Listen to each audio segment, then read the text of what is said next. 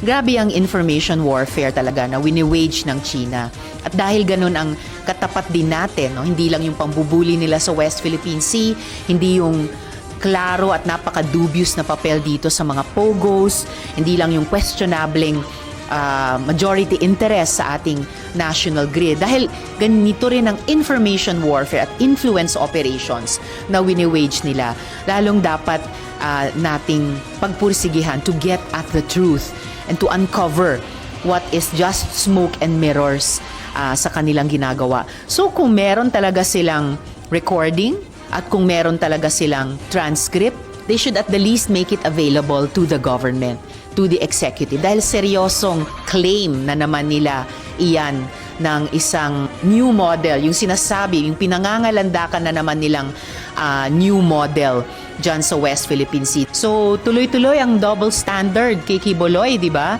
Yung mamamayan, inimbita sa Senate hearing, dadalo.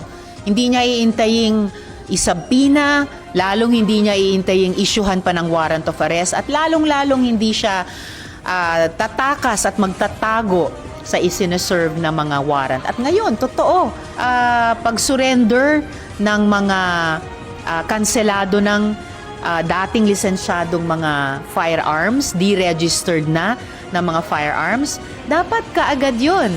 Ang mamamayan nga, kung mag-a-apply para sa permit to carry, ang klaro ng ganyang mga kondisyon. Once ma-deny yan or hindi na i-renew yan, isusurrender hanggat maaga at hindi kalahating taon ang ibibigay.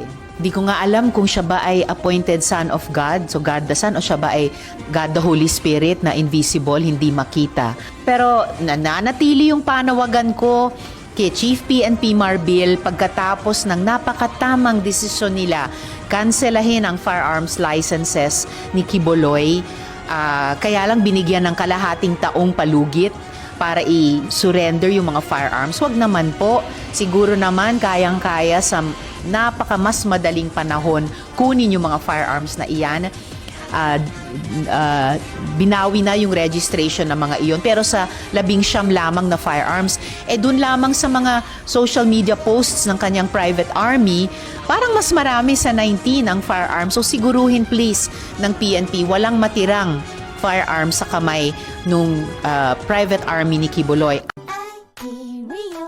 Unilab yan. Paracetamol is a generic name of Biogesic. If symptoms persist, consult your doctor.